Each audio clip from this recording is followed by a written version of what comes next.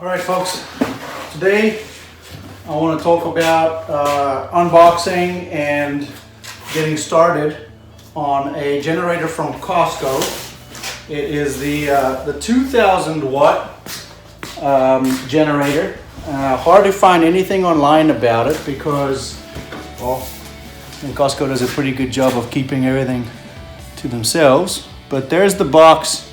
It's one of the two Firmans you can get from Costco right now in California. I did take it out of the box. That's all I've done. There's the generator. I haven't put any oil in. I haven't touched it. And I'm going to put the box aside. And this is what comes in the box. There's a generator. There's an oil can. There's a couple of goodies over here. Probably a pairing up kit, electrical socket inverter, and a funnel for oil. It comes with a manual, a warranty registration, which you can also do online, and then it has a quick start guide. Very importantly, don't start with the quick start guide, start with the manual. So the first part of getting this thing going is that we're going to have to put some oil in it, put some gasoline in it, and then we can start it up. I want to hear how it sounds. I'm hoping it's going to be very quiet because I'm going to be using it in remote campsites. And also I'm going to be using it to charge my Oset electric motorcycles. I've got 3 of those, one for myself and each of my boys. And I want to get an idea of the load, whether or not it can handle the load, and if it can handle charging one bike at a time or multiple bikes at the same time. So yeah, we'll get started with the oil. All right, so in order for us to check the oil and fill the oil, we do need to remove this panel. It's got 1, 2, 3, 4, 5 Phillips screws. It's a little bit annoying that you gotta remove those every time. I don't think it's going to encourage people to be as diligent about checking the oil as they should be with this type of little engine. That could, or hopefully can, we'll find out.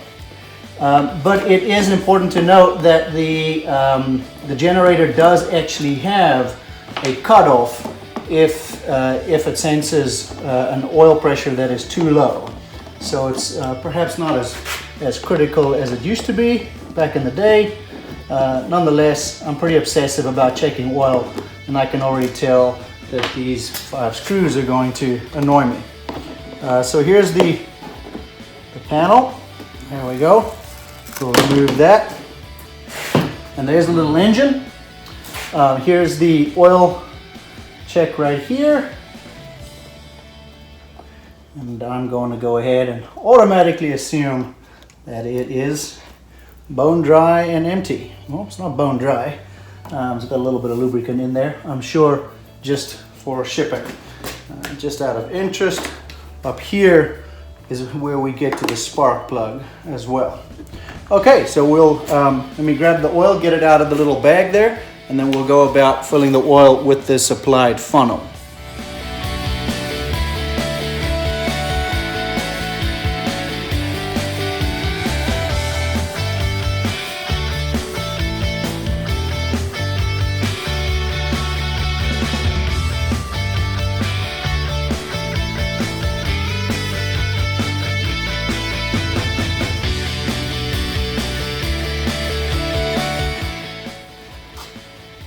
And after we run it for just a few minutes, we'll shut it down and check the oil again. But it's probably not a bad idea. Check all electrical connections. Everything seems solid. There's nothing loose in here. All right, so we'll return this cover.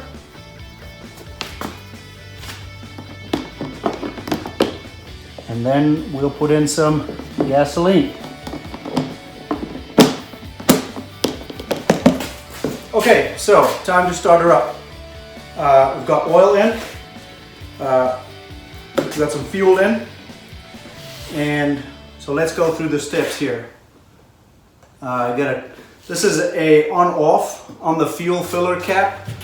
Basically that opens the fuel filler cap up a bit so that air can go through there, so that the fuel can actually drain out of the gas tank. We then have this little cover on here. Okay, so before, when I was wondering how much oil it takes, the 80cc, this is an 80cc, takes 12.9 flowing ounces. So that's that whole can. So based on that, we're going to put the rest of the oil into the sump.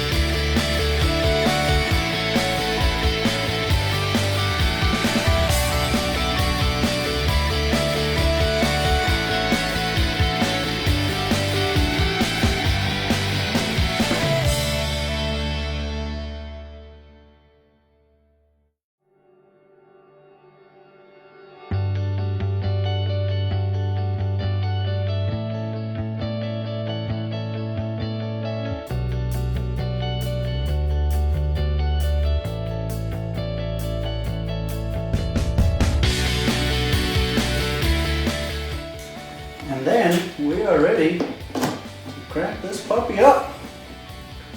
I'm interested to hear how she sounds. Hopefully it's not too loud. Okay, we've got that on. We've got the fuel.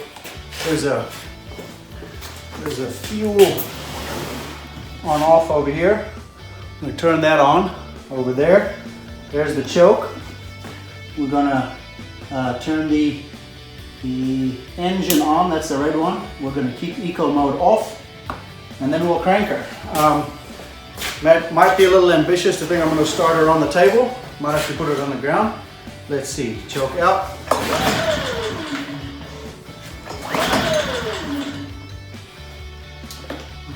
On. Engine on. Choke out. Put the choke back because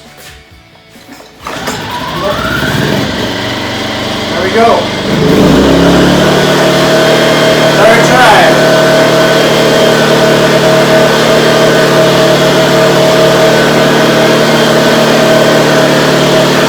I don't know how noisy it is to the camera, but I wouldn't say it's dead quiet. I'm gonna open the garage door and see what that does.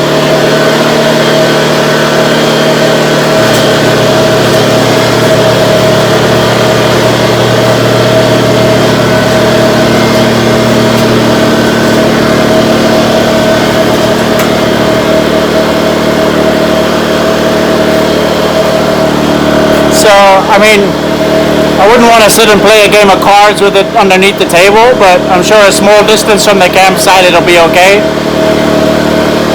I don't really have much to compare it to, but it's a little bit noisier than I was expecting. I'm going to put it on eco mode because that kind of makes it idle.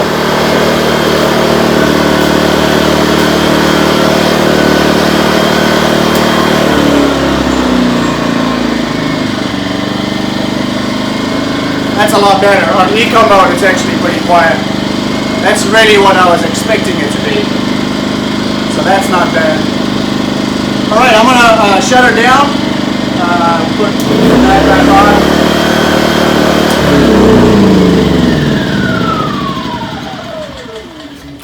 All right, I'm gonna get set up with a load test now. I'm gonna get all 3 electric motorcycles together, all with their charging cables. I'm going to plug them in one at a time and see if it ultimately ends up overloading the generator. If not, we'll be golden. So I'm going to get that set up right now. Okay, so Firman generator load set. Actually, let's talk about the weight. Yeah, it's not bad. It's pretty light, very handleable. I wouldn't want to carry it up a mountain or nothing.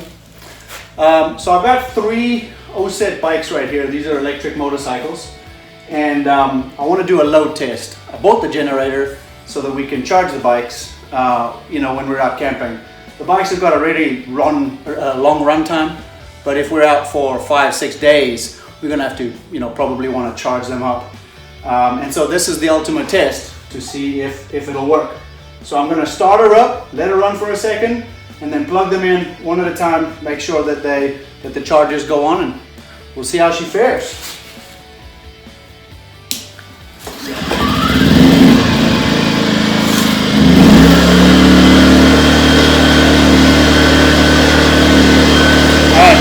First charger.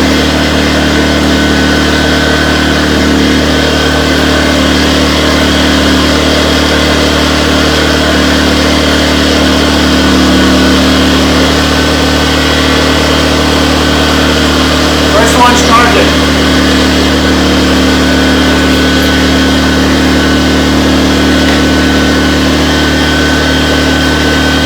Number 2.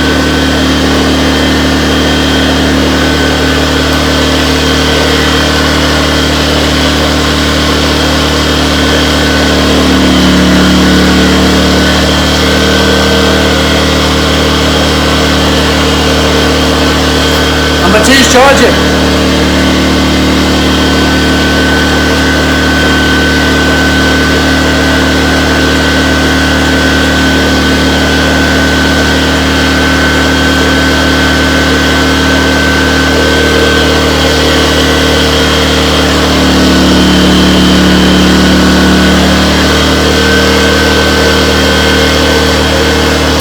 All 3 are charging. And I don't hear any major load issues. She changed pitch very slightly when I plugged in the 3rd bike and it actually started cycling. But I don't think we're gonna have any issues. Cool.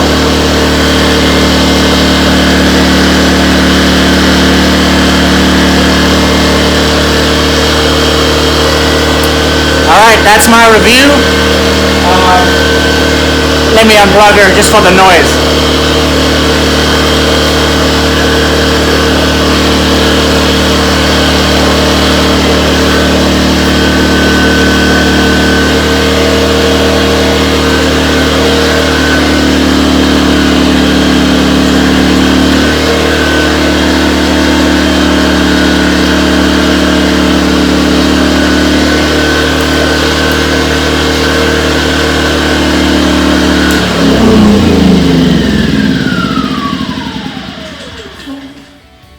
Alright, there we go. So, nifty little generator, certainly enough to charge up a couple of electric motorcycles, and by the sound of it, do a bunch more.